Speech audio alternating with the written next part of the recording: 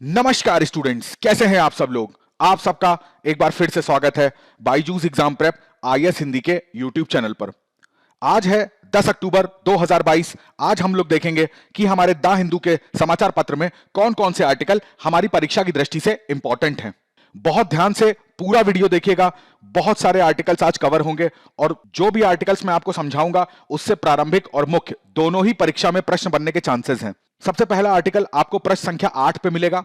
उसको आप third paper से जोड़ सकते हैं, जहां पर हम लोग पर्यावरण प्रदूषण की बात करते हैं। बेसिकली इसके अंदर हम लोग वायु प्रदूषण के बारे में चर्चा करेंगे। ये जो पूरा आर्टिकल आया है, ये जो आर्टिकल आया है, इसके अंदर एक प्लान के बारे में चर्चा हो रही है जिसको बोलते हैं graded response action plan, grab. अब ग्रैप का नाम सुनते ही आपके मन में पहला नाम आता होगा दिल्ली से संबंधित। यहां पर यह न्यूज चर्चा में क्यों आ रही है? क्योंकि हाल ही में क्या हुआ कि जब दिल्ली का एयर क्वालिटी इंडेक्स नापा गया तो वो एयर क्वालिटी इंडेक्स जो था वो स्टेज 1 की कैटेगरी में आ गया। अभी क्या होता है स्टेज 1, 2, 3, 4 सब मैं आपको बताऊंगा, बड़े ध्यान से सुनिएगा। अभी के लिए जान लीजिए, ये न्यूज चर्चा में इसलिए आई क्योंकि दिल्ली का जो एयर क्वालिटी इंडेक्स है वो स्टेज 1 की श्रेणी में आ गया। स्टेज 1 की श्रेणी में आते ही जो ग्रैप प्लान है, इसके अंदर हम लोगों ने 4 स्टेजेस बना रखी हैं। तो उसकी जो सबसे पहली स्टेज है, ये पूरी दिल्ली और एनसीआर का जो रीजन है उसके अंदर एक्टिवेट हो जाती है। अब हम लोग जानेंगे इस प्लान के बारे में। देखिए, जैसा कि मैंने आपको बताया, ग्रेडेड रिस्पॉन्स एक्शन प्लान, ये फुल फॉर्म होता है ग्रैप एक्शन प्लान का। 2016 में सुप्रीम कोर्ट ने एक्शन लिया था इस बात को लेके कि भाई दिल्ली के अंदर जो वायु प्रदूषण होता है, अब उस वायु प्रदूषण में 2016 से पहले जो दिल्ली के अंदर सरकारें थी वो कैसे काम करती थी कि जब वायु प्रदूषण बढ़ा तो उन्होंने कोई एक नया नियम निकाल दिया, फिर एक नया नियम निकाल दिया कि ऑड इवन कर देंगे, या फिर जो परालियां जलाई जाती हैं तो उस पे रोक लगा दी जाएगी, या जो डीजल कार्स हैं उस पर रोक लगा दी जाएगी। तो ऐसे जो ये फुटकर के नियम बनाए जाते थे ना प्रदूषण बढ़ने पे, तो ये कारगर साबित नहीं हो रहे थे। तो 2016 में सुप्रीम कोर्ट एक्शन में आता है और सुप्रीम कोर्ट एक प्लान बनाता है, ऐसा प्लान कि जिसमें सारी चीजें पहले से ही डिसाइड होंगी कि अगर एयर क्वालिटी जो है वो दिल्ली की इस लेवल तक खराब होती है तो ये वाली स्टेज एक्टिवेट हो जाएगी, अगर इससे ज्यादा खराब होती है तो ये वाली स्टेज, फिर ये वाली, फिर ये वाली, फिर ये वाली। कहने का मतलब है आपके सामने पूरी तरीके से एक एक्शन प्लान होना चाहिए कि जैसे ही एयर क्वालिटी का इंडेक्स जो है वो इस पैरामीटर को क्रॉस करता है तो आपको ऐसा नहीं है कि कोई मिनिस्टर की मीटिंग बुलानी है फिर आपको उसमें चर्चाएं करनी है, नहीं, वो प्लान सबको पता होना चाहिए। वो एक यूनिफाइड प्लान होगा और वो ऑटोमेटिकली एक्टिव हो जाएगा। इस वजह से ये जो ग्रेडेड रिस्पॉन्स एक्शन प्लान था, इसका निर्माण करा गया। अच्छा, जब इसका निर्माण करा गया ना, तो सुप्रीम कोर्ट ने क्या करा था कि एक प्राधिकरण का निर्माण करा था जिसको बोलते हैं पर्यावरण प्रदूषण रोकथाम और नियंत्रण प्राधिकरण। इसके अंडर में यह पूरा प्लान एक्टिवेट होता था। बट 2020 में इस पूरे प्राधिकरण को समाप्त करके इस प्लान की जो जिम्मेदारी थी वो CAQM यानी कि वायु गुणवत्ता प्रबंधन आयोग, अभी इसके बारे में मैं आपको बताऊंगा कि ये आयोग कैसे काम करता है, इसके अंदर कौन कौन होता है। तो ये जो आयोग है इसको बनाया ही इसलिए गया है कि वो इस ग्रैप प्लान को एक्टिवेट करा सके। तो अब प्रारंभिक परीक्षा में आपसे प्रश्न पूछा जाएगा, कथन के फॉर्म में कहीं पर लिखा हुआ है कि ग्रेडेड रिस्पांस एक्शन प्लान जो है वो EPCA एक्टिवेट करता है, तो ये कथन गलत हो जाएगा। उसको एक्टिवेट कौन करता है? वायु गुणवत्ता प्रबंधन आयोग। ये नया आयोग बनाया गया है, ठीक है।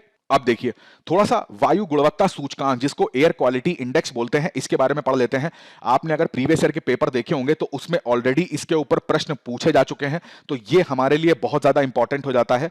सबसे पहली चीज, आपको ये 8 चीजें याद करनी पड़ेंगी। 3-4 बार आप इसको देखोगे, 5-6 बार आप रिवाइज करोगे, ऑटोमेटिकली याद हो जाएगा। प्रश्न इसी में से बना था कि इसमें से कौन सी, वहां पर 4 ऑप्शन दे दिए गए थे कि इनमें से कौन सा AQI में कैलकुलेट नहीं होता है। कहने का मतलब है जो हमारी वायु होती है उसमें ये 8 जो आप यहां पर एलिमेंट देख रहे हो उसको चेक किया जाता है कि इसकी कितनी मात्रा हमारी एयर क्वालिटी में है। जैसे ये भूस्तरीय ओजोन, अब भूस्तरीय ओजोन का क्या मतलब है? इसी को हम लोग बैड ओजोन के नाम से भी जानते हैं। मैं कई बार आपसे चर्चा कर चुका हूं बैड ओजोन और गुड ओजोन के बारे में। तो ये बैड ओजोन है। PM10, PM2.5, carbon monoxide, sulphur dioxide, nitrogen dioxide, ammonia, lead.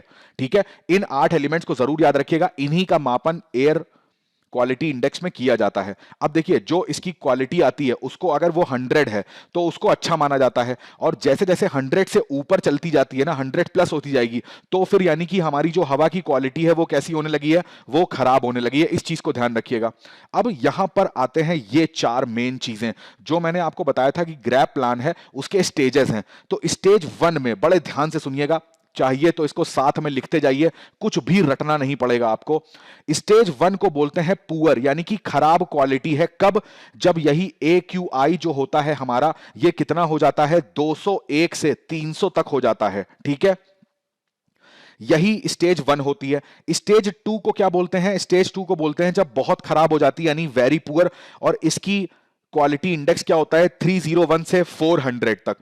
401 से 450 तक का जो इंडेक्स होता है उसको गंभीर श्रेणी में रखते हैं, यानी कि सीवियर श्रेणी में ये स्टेज हमारी 3rd हो जाती है। और अगर 450 से भी स्थिति खराब हो जाती है तो उसको गंभीर प्लस, बड़ा ध्यान दीजिएगा, ये बाद में स्टेज बनाई गई थी, सीवियर प्लस या आपातकाल भी इसको कई बार बोलते हैं, तो ये स्टेज 4th में आ जाता है। चारों श्रेणियां आपको अच्छे से पता होनी चाहिए। अब देखिए, ये तो जो मैंने अभी आपको श्रेणी बताई, ये तो बना दी गई थी जब ग्रैप प्लान को बनाया गया था। उसके बाद ये जो 2022 है ना, तो इसमें क्या हुआ, इसमें एडिशनल चेंजेस करे गए हैं, कुछ संशोधन करे गए हैं। जैसे ही एयर क्वालिटी इंडेक्स अभी हाल ही में निकाला गया, और उसमें दिल्ली का जो एयर क्वालिटी थी वो स्टेज 1 के अंदर में आ रही थी। जैसे ही ये स्टेज 1 के कैटेगरी में आ गई, तो आपको मैंने बताया था CAQM के बारे में, इसने तुरंत अधिसूचना जारी कर दी, और स्टेज 1 यानी कि स्टेज 1 में आई होगी तो इसका मतलब कि एयर क्वालिटी का इंडेक्स कितना हो गया होगा, 201 से 300 के बीच में, और तुरंत स्टेज 1 दिल्ली और NCR के रीजन में एक्टिवेट हो गई।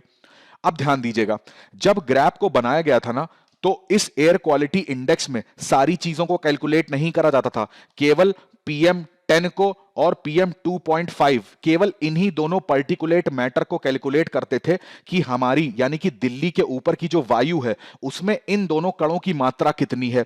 परंतु इस बार वाले ग्रैप में क्या करा गया है कि इसको तो इंक्लूड करा ही गया है, इसके अलावा अन्य प्रदूषकों को, यानी जो मैंने अन्य प्रदूषक आपको बताए, इनको भी इसमें कैलकुलेट करा गया है।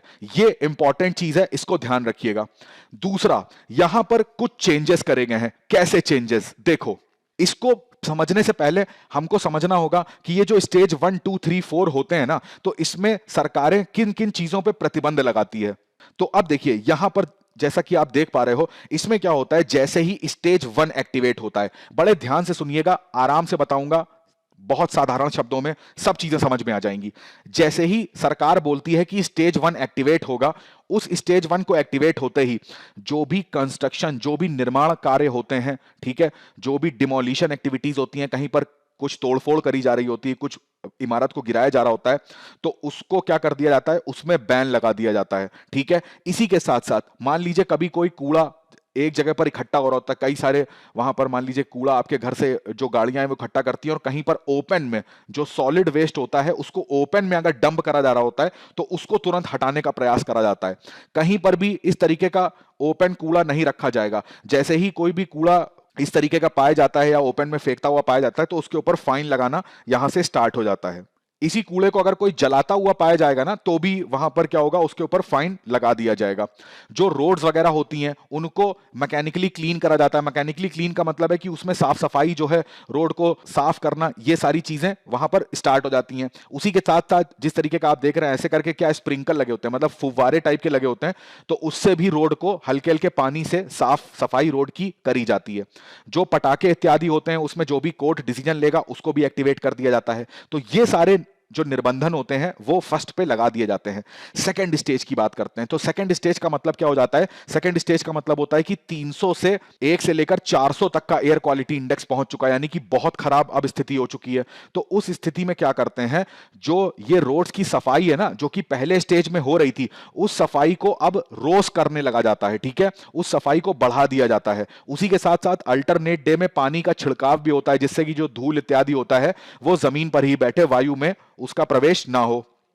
अब देखिए, यहां पर एक चीज आपको यह भी समझनी होगी कि स्टेज 2 एक्टिवेट है, तो उसका मतलब यह नहीं है कि जो 1 के अंदर चीजें बैन करी गई थी वो फिर से शुरू हो जाएंगी, नहीं, 1 की चीजें तो अभी भी स्टार्ट रहेंगी, ठीक है, इस चीज को भी ध्यान रखिएगा। स्टेज 2 का मतलब हो गया कि 1 के जो रिस्ट्रिक्शन है वो तो स्टार्ट रहेंगे ही रहेंगे, 2 वाले रिस्ट्रिक्शन और स्टार्ट हो जाएंगे। तो इसमें मैंने आपको बताया कि रोज रोड्स की सफाई होने लग जाएगी, जो फुवारे से सफाई होती थी रोड्स की वो भी अल्टरनेट, उसकी भी जो फ्रीक्वेंसी है उसको बढ़ा दिया जाएगा। दूसरा, यहां पर जो अथॉरिटीज है ना वो इस चीज का इंश्योर करेंगे, जैसे लिखा हुआ है ना अनइंटरप्टेड पावर सप्लाई, यानी कि जो बिजली की सप्लाई है वो दिल्ली के आसपास बनी रहनी चाहिए, दिल्ली के अंदर बनी रहनी चाहिए, क्योंकि जैसे ही जो बिजली की सप्लाई है, पावर जो है उसको कट करेगा तो इंसान क्या करेगा, जनरेटर ऑन कर लेगा, जनरेटर चलाएगा। अब जनरेटर में क्या लग रहा है, डीजल लग रहा है, तो इससे प्रदूषण बढ़ने के चांसेस हो जाते हैं। तो जनरेटर जो है उसका यूज ना हो, इसलिए पावर सप्लाई ये डिस्कॉम कंपनियों से बोला जाता है कि आप स्टेज 2 में सुचारू रूप से यहां पर देंगे। जैसे ही यहां पर स्टेज 3 आता है, ठीक है, और भी जाने की कंडीशन हो जाती है, इसको गंभीर श्रेणी बोल देते हैं, और AQI का वैल्यू जो होती है वो 401 से 450 तक पहुंच जाती है। तो जैसे ही थर्ड स्टेज आएगी, अब क्या होता है, जो रोड्स पहले स्टेज से क्लीन हो रही थी उनको और ज्यादा उनकी फ्रीक्वेंसी बढ़ा दी जाएगी, मतलब दिन में 2 बार 3 बार जो रोड्स हैं वो साफ सफाई उनकी होने लगेगी, ठीक है। जो फुवारे से छिड़काव हो रहा था उसको भी बढ़ा दिया जाएगा। इसी के अलावा क्या करा जाएगा, जो पार्किंग होती है ना, पार्किंग आप कहीं पे भी, जैसे मान लीजिए दिल्ली में कोई व्यक्ति है तो वो क्या करेगा, वो मेट्रो से जाना चाहता है तो वो अपने घर से क्या करेगा, बाइक स्कूटर कार से जाता है और मेट्रो स्टेशन पे जाके वहां पे पार्किंग में अपनी बाइक खड़ी कर देगा, फिर वहां से मेट्रो में जाएगा। तो यहां पे जो पार्किंग रेट्स हैं सरकार उनको बहुत ज्यादा हाई कर देगी, जिससे कि जो व्यक्ति हैं वो अपनी गाड़ी लेके ना आ सकें, वो पब्लिक ट्रांसपोर्ट का मैक्सिमम यूज करें। क्योंकि अगर हर व्यक्ति पब्लिक ट्रांसपोर्ट में, आप देखिए जैसे वहां पर CNG की जो बसेस वगैरह चलती हैं, तो एक बस चलेगी, एक बस क्या है कि 50 आदमियों को एक जगह से दूसरी जगह लेके जाएगी। अगर वो व्यक्ति, जो 50 व्यक्ति हैं, वो अपनी अपनी गाड़ी लेके ट्रेवल करेंगे तो उससे ज्यादा प्रदूषण उत्पन्न होगा। तो यहां पर पार्किंग रेट्स जो होते हैं वो बहुत ज्यादा हाई कर दिए जाते हैं, ठीक है। जो कंस्ट्रक्शन की एक्टिविटीज होती हैं वो तुरंत पोस्टपोन कर दी जाती हैं, बंद कर दी जाती हैं। अब देखिए, जो स्ट्रिक्ट बैन होता है ना, स्ट्रिक्ट बैन का मतलब है कि जैसे मान लीजिए कोई रेलवे का प्रोजेक्ट चल रहा है, कोई मेट्रो का चल रहा है ना, हॉस्पिटल के प्रोजेक्ट चल रहे हैं, तो ये सब तो चलते रहेंगे। इसके अलावा जो मान लीजिए कोई घर अपना बनवा रहा है या कोई अपना रियल एस्टेट में बिल्डिंग वगैरह बनवा रहा है, तो उसको तुरंत स्ट्रिक्टली बैन कर दिया जाएगा। इस चीज को ध्यान रखिएगा। पहले जो ये स्ट्रिक्टली बैन वाली चीज थी ना, ये स्टेज 4 में आती थी, मगर अब इसको स्टेज 4 से हटा के गंभीर में कर दिया गया है। यानी पहले गंभीर प्लस में आती थी, इसको गंभीर श्रेणी में कर दिया गया है।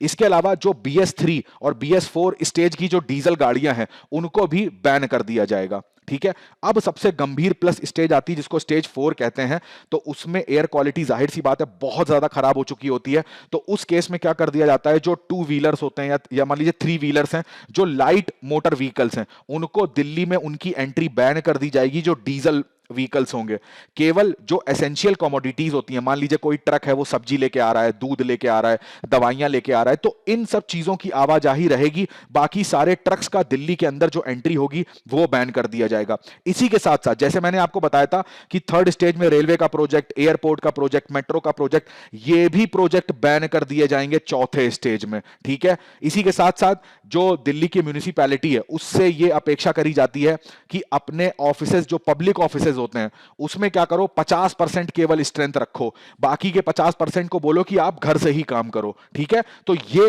मैं आशा करता हूं चारों स्टेज आपको समझ में आ गई होंगी। अब यहां पर बात करते हैं कि इसमें नया क्या चीज हो गई है। तो देखिए नया क्या है, जो BS3 और BS4 पेट्रोल डीजल के 4 पहिया वाहन थे ना, इस पे वहां पर क्या है कि प्रतिबंध लगाया गया है।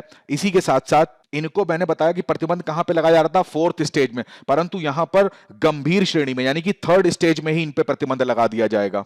केवल गंभीर प्लस श्रेणी में क्या होगा, जो आपके BS6 वाहन है इनको छोड़कर, या फिर जो आपातकालीन या एम्बुलेंस वगैरह होती हैं उनको छोड़कर, दिल्ली की सीमा से लगे या NCR के जो भी रीजन है उसमें पूरी तरीके से प्रतिबंध लगा दिया जाएगा। मैंने आपको बताया कि निर्माण गतिविधियों में जो रेलवे आदि प्रोजेक्ट हैं, इनको छोड़कर गंभीर श्रेणी के अंदर लगाया जाएगा। और पहले ये किस पे था? पहले ये गंभीर प्लस श्रेणी में था, इसी को स्विच करके किस में कर दिया गया? थर्ड स्टेज में कर दिया गया। तो इस चीज को भी ध्यान रखिएगा। और जो बाकी चीजें होती हैं जिनको थर्ड स्टेज में छोड़ दिया गया था, इनको गंभीर प्लस श्रेणी में भी प्रतिबंधित कर दिया जाएगा। यानी कि जो भी ये परियोजनाएं हैं, ये भी खत्म कर दी जाएंगी।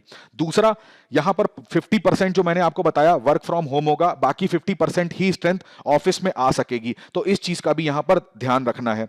अब देखिए, गंभीर प्लस श्रेणी जैसे ही दिल्ली गवर्नमेंट बोलेगी कि यहां पर सीवियर प्लस स्टेज आ चुकी है, तो उस केस में जो राज्य सरकारें हैं उसको अतिरिक्त आपातकालीन उपाय पर विचार करने की पावर दे दी गई है। जैसे कि स्कूल जो है वो तुरंत बंद कर दिए जाएंगे, बच्चों को बाहर निकलना जैसे इनको अवॉइड करा जाएगा कि भाई बाहर आप अपने बच्चों को मत भेजिए, क्योंकि जो बाहर की एयर है वो बहुत ज्यादा पॉल्यूटेड हो चुकी है। ठीक है, जो ऑड इवन चीजें होती हैं ये तो दिल्ली सरकार ऑलरेडी कर ही रही थी, तो ये सब वो कर सकती हैं, उनको अलाउड है। बट उसके अलावा जो स्टेज 4 में चीजें गवर्नमेंट के द्वारा नोटिफाई कर दी गई हैं, उनको भी इसको फॉलो करना है।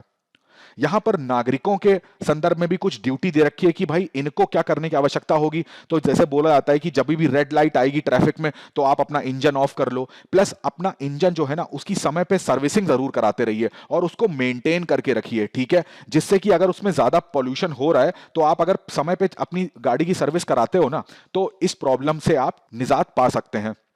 मैंने आपको बताया पब्लिक ट्रांसपोर्ट का मैक्सिमम यूज करो। ठीक है, अपनी जो प्राइवेट व्हीकल्स हैं उनको आप घर पे रखने की कोशिश करिए। दूसरा, जो एयर फिल्टर्स होते हैं, अगर आप 2 व्हीलर 3 व्हीलर 4 व्हीलर की सर्विस कभी आपने कराई होगी तो आप जानते होंगे, जो एयर फिल्टर्स होते हैं ना, इनको समय समय पे चेंज कराते रहना चाहिए। ठीक है, यानी कि वही चीज आ जाती है कि सर्विसिंग जो बाइक की या कार की होती है वो अच्छे से होनी चाहिए। दूसरा, देखिए गंभीर श्रेणी यानी कि किस श्रेणी की बात कर रहे हैं? थर्ड श्रेणी की।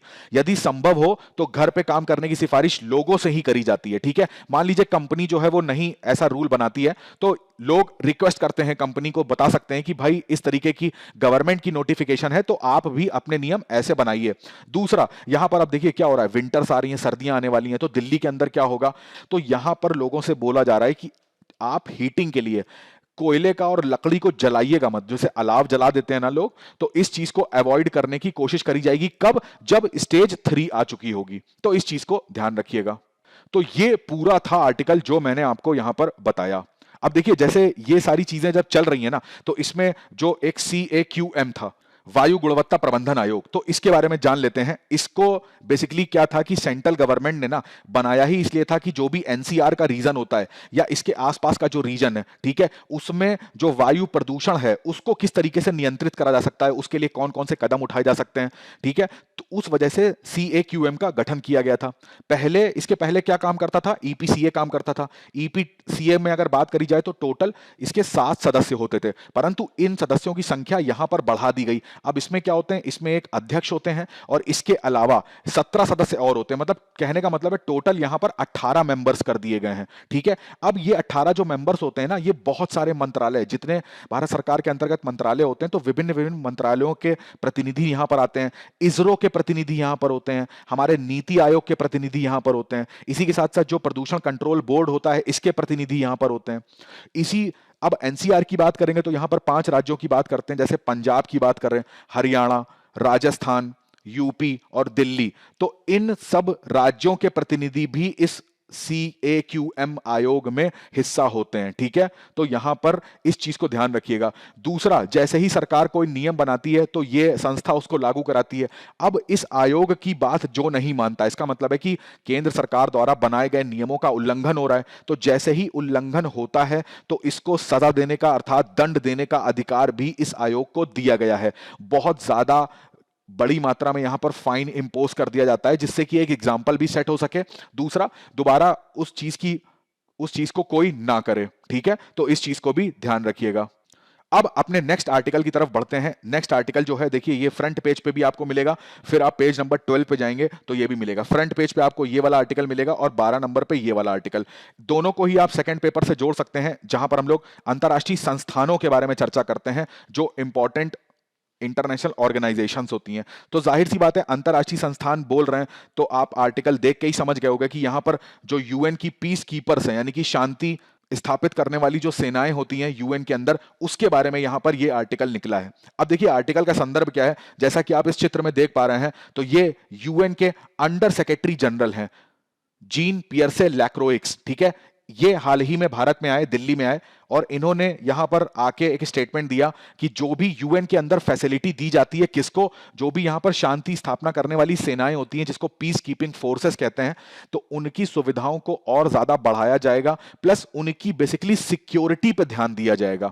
ये शब्द पे इन्होंने ज्यादा फोकस करा, क्योंकि आपको पता होना चाहिए, इतना संदर्भ अगर आप समझ गए हैं तब मैं आपको थोड़ा सा बैकग्राउंड पे लेके चलता हूं। कुछ समय पहले यानी कि जुलाई के महीने में आपने ये न्यूज देखी होगी कि 2 बीएसएफ के जवान जो थे, जो यूएन की पीस कीपिंग फोर्स में भारत का प्रतिनिधित्व कर रहे थे, और ये जवान कौन से देश में अपनी सेवाएं दे रहे थे, रिपब्लिक ऑफ कॉन्गो में। तो ये जो कॉन्गो में प्रोटेस्ट हो रहा था ना, यहां पर भारतीय सेना के 2 जवान जो थे वो शहीद हो गए। तो जब ये न्यूज आई तो यहां पर हमारे प्रधानमंत्री के द्वारा डायरेक्टली जो यूएन के सेक्रेटरी जनरल है एंटोनियो गुटेरेस, तो उनसे यह बोला गया कि भाई ये जो भी डेथ हमारे सैनिकों की यहां पर हुई है, इसकी जांच तुरंत कराई जाए और हमें यह बताया जाए कि इनकी जो बाकी के फोर्सेस भारत के यूएन पीस कीपिंग मिशन में हैं, तो उनकी सुरक्षा के लिए यूनाइटेड नेशंस क्या कर रहा है।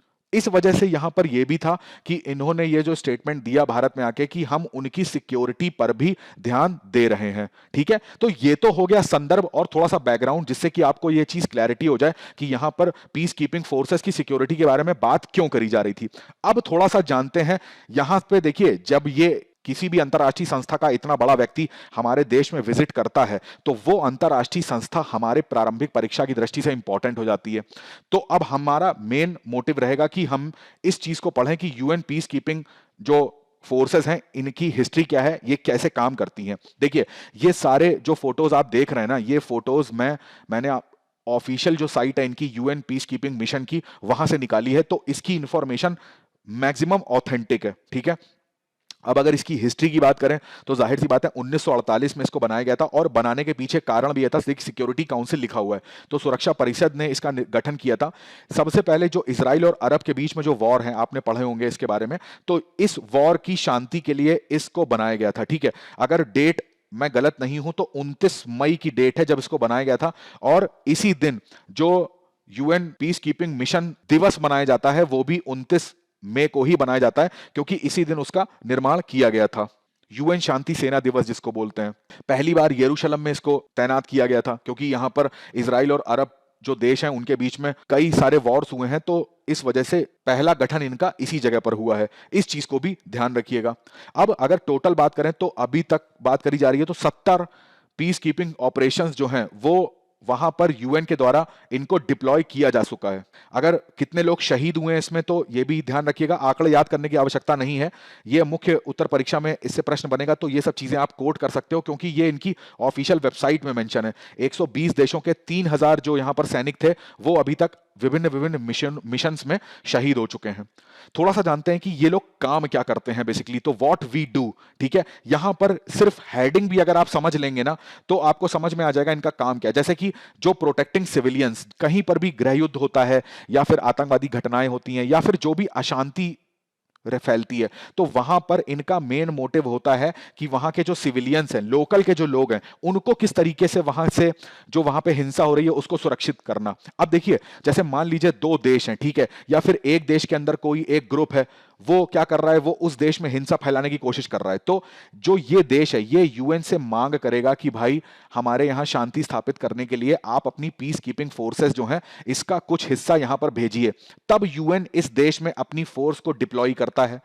दूसरा, यहां पर ये जो फोर्स डिप्लॉय होती है ना, तो ये जो पीस कीपिंग आप देख रहे हो, ये आप क्या बोलोगे, ये यूएन की फौज है? बिल्कुल भी नहीं, ठीक है। यूएन की अपनी कोई फोर्स नहीं है, अपनी कोई सेना नहीं होती है, ठीक है। ये केवल शांति स्थापना के लिए वहां पर तैनात करे जाते हैं। ये आत्मरक्षा की बात होगी तभी इनको वेपन्स चलाने की आजादी होती है, इस चीज को भी ध्यान रखिएगा। अब जैसे कॉन्गो की बात करी जा रही थी ना, तो कॉन्गो में ऐसा हुआ क्या था आपको पता होना चाहिए। कॉन्गो में एक ग्रुप था रिबेलियन का, जिसको M23 रिबेल्स ग्रुप के नाम से भी जानते हैं। तो ये जो M23 कॉन्गो के अंदर ग्रुप था ना, ये कॉन्गो कॉन्गो के अंदर बहुत ज्यादा हिंसा फैलाने की कोशिश करता था, लगातार वहां पे जो लोकल लोग हैं उन पे अटैक करने की कोशिश करता था। इस वजह से कॉन्गो ने रिक्वेस्ट करी यूएन से कि आप अपनी पीस कीपिंग फोर्स यहां पर लगाइए। तो यूएन ने अपनी फोर्स जो थी वो कॉन्गो में स्टैब्लिश करी।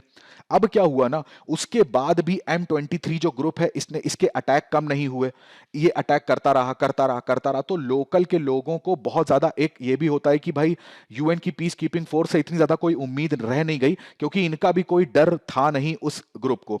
तो ये लोग खुद ही बोलने लग गए इस फोर्स से कि आप वापस चले जाइए, हम अपनी खुद की अपनी आर्मी बना लेंगे, हम खुद का अपना एक ग्रुप बना लेंगे जो M23 के अगेंस्ट लड़ाई करेगा, आपका यहां रहने से कोई फायदा नहीं है। तो यही M23 ग्रुप की फायरिंग में ही जो भारत के 2 जवान शहीद हुए थे, तो ये थोड़ा सा इसके बारे में मैंने आपको बता दिया। अब यहां पे क्या हुआ ना कि इन लोग का काम बेसिकली होता क्या है कि सिविलियंस को प्रोटेक्ट करना, जो भी कॉन्फ्लिक्ट होते हैं चाहे वो 2 देशों के बीच में हो रहे हों या फिर किसी देश के अंदर 2 ग्रुप्स के बीच में हो रहे हों, तो उनको भी संभालना, प्लस जो रूल ऑफ लॉ है, जो कानून है उसको वहां पर स्थापित करना, वहां पर सुरक्षा स्थापित करना, जो भी वहां के पॉलिटिकल सॉल्यूशंस होते हैं ये भी इनके बारे में भी ये लोग अपने मार्गदर्शन करते हैं, प्लस जो भी मानव अधिकार के नियम होते हैं उनको भी अगर कहीं पर उनका भी उल्लंघन हो रहा है तो उसको भी सुरक्षित करने का प्रयास करते हैं। वहां की महिलाएं, शांति और सुरक्षा, ये 3 मुद्दे यहां पर लिखे हुए हैं, इन्हीं को आप मेंस में कोट कर सकते हैं, ठीक है। तो ये सारे जो मैंने आपको बताया ये सारे काम होते हैं जो यूएन की पीस कीपिंग फोर्सेस वहां पे करती हैं जहां पर इनको डिप्लॉय किया जाता है। इसी के साथ साथ अगर बात करें करंट में, अब देखिए ये प्रारंभिक परीक्षा में आपसे पूछ सकते हैं, तो इस चीज को याद रखिएगा, ये एकदम ऑथेंटिक डेटा है।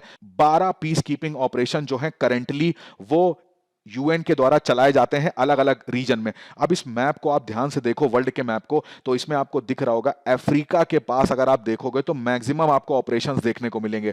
एक ऑपरेशन आपको देखने को मिलेगा इत्तेफाक से, जहां पर ये देखिए नाम आता है इंडिया और पाकिस्तान का, जो पीओके का मुद्दा है, ठीक है। बट यहां पर इन्होंने मेंशन जरूर करा है, बट यहां पर इतना ज्यादा एक्टिव ये रहते नहीं है। अफ्रीका में सबसे ज्यादा आपको पीस कीपिंग मिशंस जो है वो देखने को मिलेंगे। देखिए जैसे वेस्टर्न सहारा, सेंट्रल अफ्रीकन रिपब्लिक, माली, कॉन्गो, गोलान, साइप्रस, गोलान वाला रीजन जो मैंने ये बताया जिसमें चौथा नंबर लिखा हुआ था, इसको ध्यान रखिएगा। Lebanon, Kosovo, South Sudan, most important है ये, ठीक है, बहुत ज्यादा यहां पर अशांति रहती है। मिडिल ईस्ट का जो रीजन है यहां पर, ये जो चीज मैंने आपको बताई मिडिल ईस्ट, तो बेसिकली मैक्सिमम ऑपरेशंस जो हैं वो इस रीजन में आपको देखने को मिलते हैं, इस चीज को भी ध्यान रखिएगा। अब 12 पीस कीपिंग मिशन है, तो इसमें एक ये भी एक मोटा मोटा आंकड़ा याद रखिएगा कि टोटल 87,000 जो सोल्जर्स हैं वो अभी एक्टिव हैं इन सारे 12 मिशंस में। और देखिए अभी आपने हाल ही में सुना भी होगा कि यूएन ने भारतीय सेना को सम्मानित भी करा था यूएन मेडल्स के थ्रू। क्या किस मिशन में? जो साउथ सूडान वाला मिशन है, तो वहां पर हमने बहुत अच्छा काम किया था, उस वजह से भारत को सम्मान भी दिया गया। भारत के साथ साथ श्रीलंका की सेना को भी यहां पर सम्मानित करा गया था। आपने हाल ही में न्यूज भी सुनी होगी कि कॉन्गो में एक ज्वालामुखी था, ठीक है, तो उस ज्वालामुखी विस्फोट में क्या हुआ था, जब ज्वालामुखी से विस्फोट हुआ तो आसपास के जो गांव शहर थे, तो वहां पर भी जो यूएन में भारत की तरफ से पीस कीपिंग मिशन में सेना थी, भारत की सेना, तो उसने लोकल के लोगों की उस ज्वालामुखी संकट से बचने के लिए भी हेल्प करी थी। तो इस चीज को भी ध्यान रखिएगा। 2019 में भी भारतीय सेना को मेडल मिल चुका है। जैसे देखिए ये तो 2022 का आर्टिकल है, ठीक है, तो 2019 में भी इंडियन आर्मी को यूएन पीस कीपिंग फोर्सेस में काम करने के लिए यूएन के द्वारा सम्मानित किया जा चुका है। तो ये था इस पूरे आर्टिकल में। अगला आर्टिकल देखते हैं। अगला आर्टिकल आपको प्रश्न संख्या 6 पे मिलेगा। इसको आप थर्ड पेपर से जोड़ सकते हैं, जहां पर आर्थिक विकास की बात होती है। देखिए लाइन क्या यूज हुई है, why India is not taking a Hanuman leap. Hanuman leap का मतलब है यहां पर छलांग से। जैसे कि आपने जिसने भी रामायण देखी या पढ़ी होगी तो उसमें आपको पता होगा कि जो उसमें हनुमान थे, तो उन्होंने पूरा इंडिया से लेकर श्रीलंका तक का जो समुद्र था, तो उसमें एक छलांग मार के क्रॉस कर दिया था, तो एक बहुत लंबी छलांग मारी थी। तो यहां पर बोल रहे हैं कि इंडिया क्यों नहीं इस तरीके की, जिस तरीके से हनुमान जी ने जो छलांग मारी थी वैसा मारता है, किस क्षेत्र में, ये इंपॉर्टेंट है। और ये बोलते हैं इन्वेस्टमेंट के क्षेत्र में। इन्वेस्टमेंट का मतलब होता है निवेश के क्षेत्र में। इंडिया क्यों इतनी लंबी छलांग नहीं मारता है। अब ये जो लाइन है ना, बेसिकली ये लाइन बोली गई थी हमारे वित्त मंत्री के द्वारा। वित्त मंत्री एक सम्मेलन में अपना वक्तव्य दे रही थी, तो वहां पर इन्होंने ये बोला कि कॉरपोरेट में जो प्राइवेट कंपनीज हैं, तो प्राइवेट कंपनी से ये बोला, जैसा कि आप यहां देख पा रहे हो कि यहां पर हमने क्या करा है, जो कॉर्पोरेट टैक्स की बात करते हैं उसको 30% से घटा के हमने 20% कर दिया।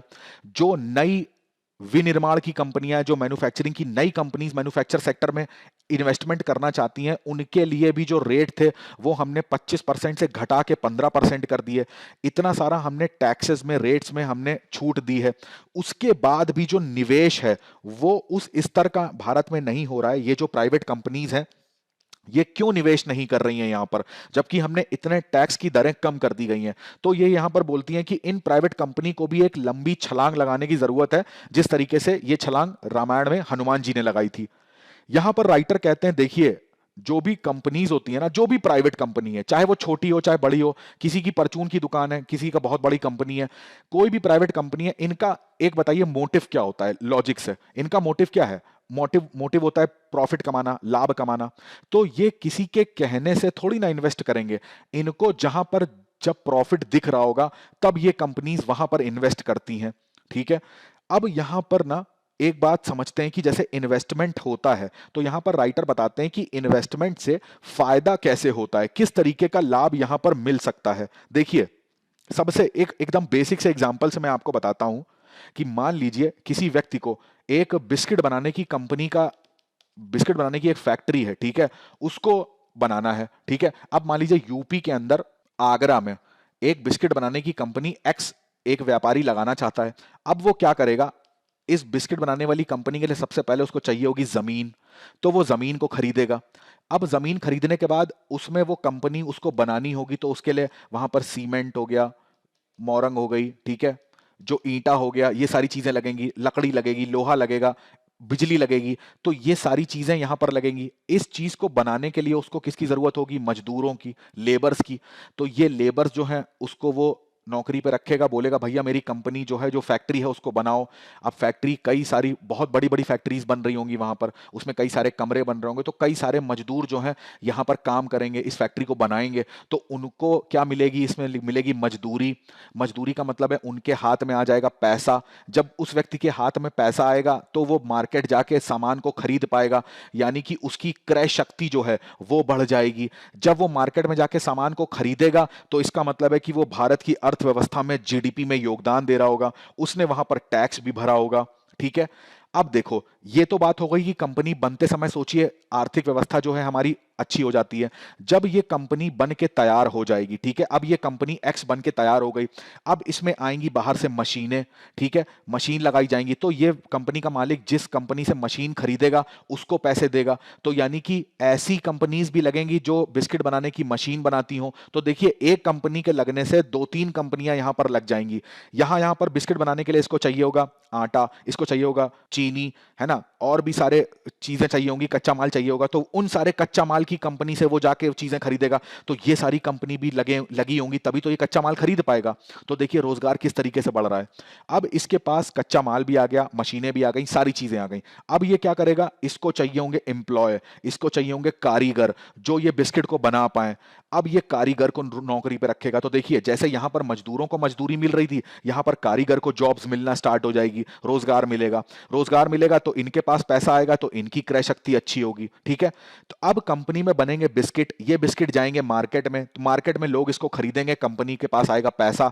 वही पैसा यहां पर कंपनी, अब कंपनी जब बहुत ज्यादा प्रॉफिट में हो जाएगी तो हो सकता है कि यूपी में जैसे उसने आगरा में कंपनी खोली है, ऐसे वो जाके लखनऊ में कंपनी खोल दे, यूपी से हटके वो बिहार में खोल दे, मध्य प्रदेश में खोल दे। तो इस तरीके से जब ये कंपनीज खुलती हैं तो इसी को हम लोग क्या बोलते हैं? निवेश होना। ठीक है, अब ये केवल कंपनी के संदर्भ में नहीं है। अब मान लीजिए कोई प्राइवेट व्यक्ति है, ठीक है, वो एक कंपनी खोलता है, या फिर मान लीजिए वो रोजगार के लिए कोई स्कूल खोलता है, कोई हॉस्पिटल खोलता है, तो ये भी सब कैसा है? ये भी एक निवेश होता है। ठीक है, तो जब ऐसे निवेश होते हैं तो सरकार को बहुत ज्यादा फायदा होता है। क्यों? क्योंकि देश की अर्थव्यवस्था में एक आम आदमी का भी योगदान होता है। अब वो कैसे होता है ये मैंने फ्लोचार्ट से आपको अच्छे से समझाया।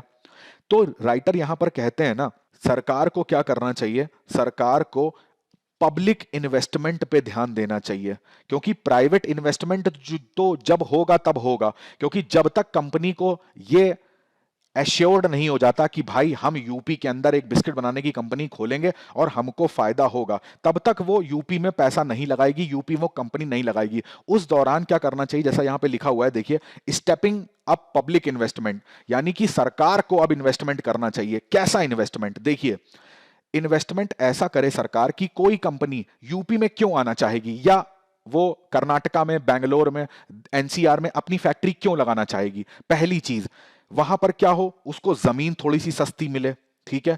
उसके लिए वहां पर जो बिजली है वो उसकी आपूर्ति अच्छी होनी चाहिए, तभी कंपनीज आकर्षित होती हैं, प्लस बिजली भी सस्ती मिले। उसके अलावा वहां पर जो रोड है, ठीक है, रेलवे हो, वहां पर क्या हो, एयरपोर्ट हो। कहने का मतलब है जो यातायात है, या इसको और अच्छे से कहें तो कनेक्टिविटी जो है, वो उस जगह बहुत अच्छी होनी चाहिए कि कंपनी के जो भी इंप्लॉइज बाहर से आना चाहते हैं वो तुरंत आ सकते हैं। कंपनी का कच्चा माल आसपास के जो शहर हैं, आसपास के जो गांव हैं, वहां पर आसानी से पहुंचा जा सके, ठीक है। दूसरा, यहां पर जो और सारे टैक्सेस होते हैं वो भी सरकारें कम करें, तभी कंपनी आकर्षित होंगी यहां पर आने में। कई सारी इंसेंटिव स्कीम्स होती हैं, आपने सुना होगा, जिसको पीएलआई बोलते हैं, प्रोडक्शन लिंक इंसेंटिव स्कीम्स। तो कई सारी स्कीम्स जो हैं वो राज्य सरकारें या केंद्र सरकारें अपनी योजनाओं में शामिल करें, जिससे कि क्या है, कंपनियों को और ज्यादा आकर्षण हो कि भाई हम यूपी में जाएंगे, क्योंकि यूपी की सरकार जो है वो इंसेंटिव स्कीम्स देती है, वहां पर रोड्स बनी हुई हैं, वहां पर इंफ्रास्ट्रक्चर बहुत अच्छा बना हुआ है, वहां बिजली की आपूर्ति 24 घंटे हो रहती है, वहां बिजली सस्ती मिलती है, हमें यूपी सरकार जमीन सस्ता दे रही है। तो इससे क्या होता है कि जो स्टेट्स होते हैं वो भी अपनी पॉलिसी बनाते हैं अच्छी। क्यों? क्योंकि उसको क्या करना है, कंपनी को आकर्षित करना है। क्यों आकर्षित करना है भाई? क्योंकि देखिए, कोई भी कंपनी, जैसा मैंने अभी बताया आपको पूरा फ्लो चार्ट बना के, एक कंपनी बनती है तो कितने सारे लोगों को फायदा होता है, तो उस राज्य के कितने सारे लोगों को रोजगार मिलेगा। तो हर राज्य दूसरे राज्य से क्या करता है, कंपटीशन, प्रतिस्पर्धा करता है कि भाई ये जो कंपनी है ये मेरे यहां आके प्लांट लगा दे, ये कंपनी मेरे क्या है आके प्लांट लगा दे, क्योंकि राज्यों को पता है इससे बहुत बड़ा फायदा उनकी अर्थव्यवस्था को होने जा रहा है। तो ये इन्वेस्टमेंट जो है, जो ये वाला इन्वेस्टमेंट मैं आपको बता रहा हूं, ये सारा इन्वेस्टमेंट किसके हाथ में होता है? सरकार के हाथ में। अच्छे रोड्स बनाए, अच्छे वो हाईवेज बना दे, वहां पर अगर पुल की आवश्यकता है तो वो भी अच्छे बनाए, जो टैक्सेस हैं उनको कम करे। तो पब्लिक इन्वेस्टमेंट जितना अच्छा सरकार करेगी ना, उतना ही इसको रिटर्न में प्राइवेट इन्वेस्टमेंट मिलेगा, यहां पर राइटर ये कहना चाहते हैं। दूसरा, यहां पर देखिए, राइटर यहां पर यह भी चीज कहते हैं कि जो भी सरकारें इस टाइप का इन्वेस्टमेंट करती है ना, कोई भी इन्वेस्टमेंट सरकार करना चाहती है, तो एक चीज को, जो भी अपनी योजनाएं हैं उनको बहुत अच्छे से बनाना चाहिए इनको, है ना। उसमें ऐसा ना हो कि भाई आज हमने ये नीति अपना रही, ठीक है, बिना सोचे समझे हमने इसको बना दिया, उसके बाद हमने देख रहे हैं कि अब कोई कंपनी जो है वो उस राज्य में आना नहीं चाह रही है। तो जो भी राज्य पॉलिसीज बनाता है वो बहुत अच्छी बनानी चाहिए उसको, और स्टार्टिंग में ही जो स्टेट होते हैं, जो राज्य होते हैं, तो केंद्र सरकार का ये कर्तव्य है कि भाई राज्य के अंदर भी जो निर्माण कार्य होते हैं तो उनको भी कुछ फंड दो, ताकि राज्य जो है वो अपने अंदर भी जो निवेश है उसको कर सकें। जो प्राइवेट कंपनीज होती हैं, इनके लिए मैंने जैसा आपको बताया जितने criteria, taxes, roads, connectivity, water, land, इन सब चीजों पे भी जो राज्य सरकारें हैं वो कंपनियों को, या केंद्र सरकारें कंपनियों को बहुत सारा लाभ यहां पर प्रदान कर सकती हैं। ऐसे इकोनॉमिक जोन बनाए जा सकते हैं जहां पर कंपनी को बहुत ज्यादा फायदा हो। जैसे आप देखते हो एक्सक्लूसिव इकोनॉमिक जोन या स्पेशल इकोनॉमिक जोन, जिस टाइप के होते हैं उस टाइप के जो जोन्स हैं उसको बना देना चाहिए। तो इसलिए जब ऐसा केंद्र सरकारें और राज्य सरकारें करेंगी ना, तब जो इन्वेस्टमेंट है, जो निवेश है, वो जाहिर सी बात है क्या होगा, बढ़ेगा। चलिए अगला आर्टिकल देखते हैं, वो आपको प्रश्न संख्या 6 पे मिलेगा। इसको आप सेकंड पेपर से जोड़ सकते हैं, इसमें भी आप अंतर्राष्ट्रीय संबंधों के बारे में चर्चा कर सकते हैं। देखिए, जैसा कि आपको पता है कि नोबेल प्राइज जो 2022 है उसमें कई सारे प्राइज की घोषणा हुई, इसी के साथ साथ जो शांति का नोबेल प्राइज है, ठीक है, इसकी भी घोषणा करी गई। अब शांति का जो नोबेल प्राइज था वो किसको मिला, एक बार उस पर नजर डालते हैं। पहला देखिए, एलएस, ये व्यक्ति हैं बेलारूस के, इस चीज को ध्यान रखिएगा, इनको नोबेल प्राइज से सम्मानित करा गया। दूसरा, ये मेमोरियल, ये एक ऑर्गेनाइजेशन है, और ये ऑर्गेनाइजेशन कहां का है, रूस का। तीसरा जो ऑर्गेनाइजेशन है वो है सेंट्रल फॉर सिविल लिबर्टीज, ये कहां का ऑर्गेनाइजेशन है, ये यूक्रेन का ऑर्गेनाइजेशन है।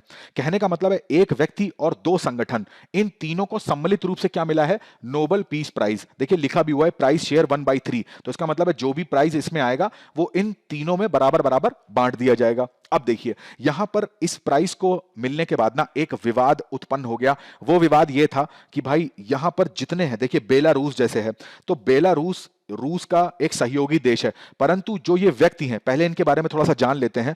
जो ये एलएस व्यक्ति है ना, ये क्या है, ये बेलारूस के एक, इनको बोला जाता है कि मानव अधिकार के ये कार्यकर्ता हैं।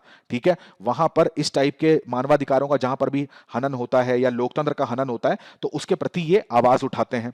अब बेलारूस के एक राष्ट्रपति हैं, उनका नाम है अलेक्जेंडर। ये अलेक्जेंडर जब अपनी सत्ता में आए तो इन्होंने क्या करा कि बेलारूस के संविधान में अपने मन से वहां पर संशोधन करा और संशोधन करके अपने आप को पूरी तरीके से तानाशाह घोषित कर दिया।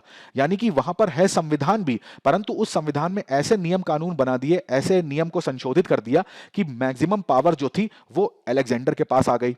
और फिर अपने विरोध में जो भी वहां पर उनके विरोध में बात करता था, जो भी उनकी नीतियों के विरोध में बात करता था, तो उसके अगेंस्ट में वहां पर उत्पीड़न होना स्टार्ट हो गया। जब वहां पर उत्पीड़न होना स्टार्ट हुआ, तब ये जो एलएस व्यक्ति थे, इन्होंने इनके विरुद्ध आवाज उठाई। इनके विरुद्ध आवाज उठाने के साथ साथ इन्होंने वहां पर एक स्प्रिंग नामक संगठन का निर्माण किया। इस स्प्रिंग नामक संगठन का काम ही यह था कि तानाशाही के विरुद्ध क्या करना, आवाज उठाना, और प्लस लोकतंत्र को बेलारूस में लाने की प्रयास करना जितनी जल्दी हो सके। इसके विरोध में इनको उठा के जेल में बंद कर दिया गया। अब ये नोबेल प्राइज की जब घोषणा हुई ना, तो आपको जान के आश्चर्य होगा कि ये व्यक्ति अभी भी क्या है, जेल में ही बंद है। अब देखिए, मैंने आपको बताया कि बेलारूस जो है वो रूस का एक एलाई है, यानी कि सहयोगी देश है। और ये व्यक्ति जो है वो बेलारूस के अगेंस्ट ही काम करते हैं, यानी कि वहां पे जो तानाशाही की सरकार है उसी के विरोध में काम करते हैं। तो एक तरह से देखा जा रहा है कि ये रूस के विरुद्ध एक नोबेल पुरस्कार दिया गया। दूसरा, मेमोरियल की बात करते हैं। ये संगठन है रूस का, परंतु इस संगठन का काम क्या है कि रूस में जो भी कम्युनिस्ट पार्टी है, जैसा अभी जो सत्ताधारी पार्टी है, तो ये पार्टी की नीतियों की आलोचना करना। अब ऐसा नहीं कि हर नीति की आलोचना करना, यहां पर ये क्या कर रही है कि इस कम्युनिस्ट पार्टी के शासन के दौरान जो भी उत्पीड़न हुआ है लोगों के साथ, जो लोगों का शोषण करा गया है, तो उसके विरुद्ध आवाज उठाती है। तो ये भी देखिए एक तरह से देखा जा रहा है कि रूस के अगेंस्ट में जो पार्टी काम कर रही है, जो ऑर्गेनाइजेशन काम कर रहा है, उसी को नोबेल पुरस्कार के रूप में यहां पर पुरस्कृत करा गया। तीसरा, ये यूक्रेन का संगठन है। अब देखिए, सेंटर फॉर सिविल लिबर्टीज, इसको बनाया गया था इसलिए कि यूक्रेन में क्या हो सके, लोकतंत्र आ सके। ठीक है, लोकतंत्र के लिए बनाया गया था, परंतु ये अब इसका काम क्या हो गया है, बेसिकली अब ये जो है ये काम करता है किस लिए, जो भी रूस है, रूस यूक्रेन के अंदर जिस तरीके के अत्याचार करता है या यूक्रेन में उसका जिस तरीके का हस्तक्षेप रहता है, ये उन सारे चीजों का एक डॉक्यूमेंट बनाते हैं। ठीक है, एक पूरी रिपोर्ट तैयार करते हैं और उसके अगेंस्ट में आवाज खड़ी करते हैं। तो देखिए आप ध्यान से कि ये भी क्या है, रूस के विरुद्ध ये संगठन काम करता है, तो ये भी बोला जा रहा है कि इसी वजह से इसको भी नोबेल पुरस्कार दिया गया है। इस वजह से ये चीज चर्चा में आ गई। तो आपको यह पता होना चाहिए कि नोबेल पीस प्राइज जो था वो किन संगठनों और किन व्यक्तियों को दिया गया और किन कारण से दिया गया। चलिए एक मैं प्रश्न पूछता हूं, 2021 का जो शांति का नोबेल पुरस्कार था, मेरे को कमेंट करके बताइए वो किसको मिला था। आपको एक हिंट देता हूं कि वो भी, उसके बारे में भी विवाद था कि वो भी एंटी रशिया जो थे वो व्यक्ति, उनको दिया गया था। तो बताइए कमेंट करके कि 2021 का पीस प्राइज किसको मिला। अगला आर्टिकल देखिए, आपको प्रश्न संख्या 10 पे मिलेगा। ये आप सेकंड पेपर से इसको जोड़ सकते हैं, इसको भी आप अंतरराष्ट्रीय संबंधों की श्रेणी में रखेंगे। मोस्ट इंपॉर्टेंट आर्टिकल है, प्रारंभिक परीक्षा की दृष्टि से प्रश्न पूछे जाने के चांसेस हैं। इंडियन नेवी ज्वाइन करेगी क्या मालाबार एक्सरसाइज। अब मालाबार एक्सरसाइज इस बार कहां हो रही है, जापान में हो रही है, याद रखिएगा इस चीज को। मालाबार जो एक्सरसाइज होती है उसमें 4 देश पार्टिसिपेट करते हैं। पहला तो हमारा प्यारा भारत, दूसरा जापान, तीसरा ऑस्ट्रेलिया और चौथा यूएसए। ठीक है, अगर मालाबार एक्सरसाइज की शुरुआत की बात करेंगे तो इंडिया और यूएसए सबसे पहले इसको स्टार्ट करते थे, उसके बाद में ऑस्ट्रेलिया और जो जापान है वो बाद में इस एक्सरसाइज को उन्होंने ज्वाइन करा। अगर चारों देशों की पहली एक्सरसाइज है तो 2020 में फर्स्ट टाइम ऐसा हुआ था कि चारों देश एक साथ इस एक्सरसाइज में पार्टिसिपेट कर रहे थे। ठीक है, इतनी चीज समझ में आई। तो देखिए मालाबार एक्सरसाइज जापान में हो रही है, ये आपको पता लग गया। अब इसी के साथ साथ एक चीज यहां पर जानने वाली और भी है, वो ये है कि एक फ्लीट है, उसका नाम है इंटरनेशनल फ्लीट रिव्यू, ये भी जापान में ही होगी। ठीक है, इसमें भी जो इंडियन नेवी है वो पार्टिसिपेट करेगी। कहने का मतलब है मालाबार एक्सरसाइज और प्लस आईएफआर, इन दोनों में इंडियन नेवी का पार्टिसिपेशन होगा। तो आईएफआर पूछा जाएगा, तो इस चीज को भी ध्यान रखिएगा। अब यहां पर ना इस आर्टिकल में देखिए, प्रारंभिक परीक्षा मैंने बोला था आपसे ये इंपॉर्टेंट रहेगा, तो ये तो इंपॉर्टेंट है ही। इसके साथ ही साथ यहां पर देखिए एक और एक्सरसाइज की बात हो रही है, मनेसर एंटी टेरर 2022। ठीक है, यहां पर मैं हैश बना देता हूं। ये एक्सरसाइज जो है आपको पता होना चाहिए, ये इंडिया में हो रही है, और इंडिया में भी कहां पर हो रही है, गुरुग्राम में। ये एक्सरसाइज जैसा कि नाम से ही आपको पता चल रहा है, एंटी टेरर, तो जो भी आतंकवादी गतिविधियां होती हैं उसके विरोध में जितनी भी स्ट्रेटजीज होती हैं, जितनी भी रणनीतियां होती हैं, वो सब इस एक्सरसाइज में होंगी। अब इंपॉर्टेंट चीज ये है कि जो एससीओ है, शंघाई कॉरपोरेशन ऑर्गेनाइजेशन, तो ये इसके अंडर में हो रही है। ठीक है, तो जितने भी देश एससीओ के सदस्य हैं वो सारे देश इस एक्सरसाइज में पार्टिसिपेट कर रहे हैं। दूसरा, यहां पर एससीओ के अंडर में कई सारे डिपार्टमेंट आते हैं, उसमें एक डिपार्टमेंट है रैट्स, मोस्ट इंपॉर्टेंट, जिसको बोलते हैं रीजनल एंटी टेररिज्म स्ट्रक्चर। तो बेसिकली इस एंटी टेरर एक्सरसाइज को कौन ऑर्गेनाइज करा रहा है, एससीओ का रैट्स। चलिए कमेंट करके मेरे को बताइए कि रैट्स जो है इसका हेडक्वार्टर कहां पर है। मोस्ट इंपॉर्टेंट क्वेश्चन पूछ रहा हूं, रैट्स का हेडक्वार्टर कहां है, कमेंट करके बताइएगा। रैट्स काम क्या करता है। तो बेसिकली इतना आपको जानना है अभी के लिए कि मालाबार एक्सरसाइज पे ये आर्टिकल था, तो ये चर्चा में आया। चलिए अगला आर्टिकल देखिए, आपको फ्रंट पेज पर ही मिलेगा। इस आर्टिकल में बेसिकली कुछ प्रीलिम्स के पॉइंट आपको मिल जाएंगे, और प्लस मेंस के लिए कुछ फैक्ट्स हैं जो आप कोट कर सकते हो। इस वजह से ये आर्टिकल चर्चा का विषय था। इंपॉर्टेंट इस वजह से भी है क्योंकि जो हमारा डायरेक्ट टैक्स है, ठीक है, डायरेक्ट टैक्स का मतलब क्या होता है, जैसे इनकम टैक्स होता है, कॉर्पोरेट टैक्स होते हैं, ठीक है, जिसको प्रत्यक्ष कर बोलते हैं। तो हमारा प्रत्यक्ष कर का जो टारगेट था उसका आधा हमने समय रहते पहले ही अचीव कर लिया है। बाकी का जो टारगेट है वो भी हम अपने समय रहते पूरा कर लेंगे, इस आर्टिकल में ये निकला गया है। अब जैसा होता है, हमेशा से आप सुनते होंगे कि भारत में ना जो इनडायरेक्ट टैक्सेस होते हैं, ठीक है, तो अप्रत्यक्ष जो कर होते हैं वो हमेशा से ज्यादा कलेक्शन होता है उनका, परंतु इस बार देखा गया है कि जो डायरेक्ट टैक्स है वो सबसे ज्यादा कलेक्ट हुआ है। देखिए, और डायरेक्ट टैक्स में भी ना, ये जैसे आपको ग्राफ दे रखा है, ये बहुत इंपॉर्टेंट है, इसको बड़े ध्यान से देखिएगा, प्रीलिम्स में क्वेश्चन आवश्यक रूप से बन सकता है इसमें। यहां पर देखिए इनकम टैक्स की बात हो रही है, यानी कि आय कर की बात हो रही है। तो कितना ज्यादा, जितना डिजिटलाइजेशन बढ़ा है आधार कार्ड के आने से, ठीक है, डिमोनेटाइजेशन के होने से, इन सारे कारकों की वजह से आप देखोगे कि जो आयकर में पहले चोरियां होती थी उसमें कितना ज्यादा कमी आ चुकी है, और जो आयकर सरकार को जिस आयकर से आय प्राप्त होती थी उसमें कितनी बढ़ोतरी हुई है। देखिए, जो पर्सनल इनकम टैक्स है ना, इस इनकम टैक्स में 32.3% ये नापा गया है। ठीक है, सबसे ज्यादा हमें प्राप्ति किससे होती थी, जो हमारा कॉर्पोरेट टैक्स होता था। तो कॉर्पोरेट टैक्स देखिए कितना है, 16%। तो 16% जो सबसे ज्यादा होना चाहिए था, मतलब सबसे ज्यादा कॉर्पोरेट टैक्स से सरकार की आय होती थी, और अभी आय किससे हो रही है, 32.3। कहने का मतलब है कि 17, लगभग लगभग 17% का डिफरेंस देखने को मिल रहा है। ये बहुत इंपॉर्टेंट लाइन है, आपकी यहां पर मेंशन भी करी गई है, इस चीज को याद रखिएगा। ये प्रारंभिक परीक्षा में आप से पूछ सकते हैं।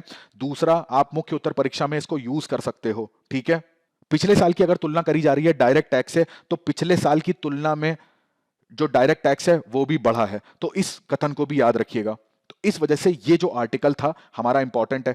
जैसा मैंने अभी आपसे पूछा था कि रैट्स का हेडक्वार्टर कहां है, उसको कमेंट करके बताइएगा। एक प्रश्न मैंने आपसे और पूछा था, एक लास्ट प्रश्न आपसे पूछता हूं, चूंकि एयर वायु प्रदूषण की बात हो रही है, तो मेरे को बताइए, एक पोर्टल है सफर पोर्टल, आपको बताना है ये सफर पोर्टल क्या है। चलिए अब मुख्य परीक्षा अभ्यास प्रश्न पर नजर डालते हैं। दिल्ली में बढ़ता वायु प्रदूषण एक गंभीर चिंता का विषय है जो गंभीर स्वास्थ्य खतरों का कारण बन रहा है। इस बढ़ते खतरे से निपटने के लिए सरकार द्वारा उठाए गए कारण नहीं, उठाए गए कदम होना चाहिए, उठाए गए कदम और उपाय जो हैं, ठीक है, जो भी उपाय हैं उनको आपको बताना है। दूसरा प्रश्न है, संयुक्त राष्ट्र के शांति अभियानों में भारत की भूमिका को ध्यान में रखते हुए वर्तमान समय में शांति बनाए रखने के संचालन में जो कठिनाइयां और कमियां आ रही हैं उनकी आलोचनात्मक आपको जांच करनी है। दोनों ही प्रश्न मैंने डायनामिक नेचर के पूछे हैं, तो इसको अटेम्प्ट करने की कोशिश जरूर करिएगा। देखिए, प्रश्न दो टाइप के आ सकते हैं, एक तो स्टैटिक प्रश्न कि मैं यहां पर आपसे पूछ लूं डायरेक्ट कि भाई जो ग्रैप प्लान है वो क्या है और उसमें क्या क्या चेंजेस करे गए हैं। एक प्रश्न घुमा के पूछ लूं कि सरकार ने दिल्ली में वायु प्रदूषण को कंट्रोल करने के लिए कौन कौन से उपाय बनाए हैं। संयुक्त राष्ट्र के जो शांति अभियान है उसमें भारत की भूमिका की विवेचना करनी है आपको। तो इस टाइप के प्रश्नों को करने की आदत डालिए, ठीक है। चलिए, आज के सत्र में बस इतना ही करते हैं। मैं आशा करता हूं कि आज का सत्र आप अच्छा लगा होगा। मैंने कोशिश करी है कि साधारण शब्दों में जितने इंपॉर्टेंट आर्टिकल्स थे वो सारे कवर करने की। अगर आपको सत्र अच्छा लगा है तो उसको लाइक, शेयर और सब्सक्राइब करना बिल्कुल मत भूलिएगा। आपसे अगले सत्र में मुलाकात होगी। तब तक अपनी पढ़ाई करते रहिए, स्वस्थ रहिए और जैसा मैं हमेशा कहता हूं, सबसे मोस्ट इंपॉर्टेंट अपने माता पिता का बहुत सारा ध्यान रखिए। आप सभी का बहुत बहुत धन्यवाद।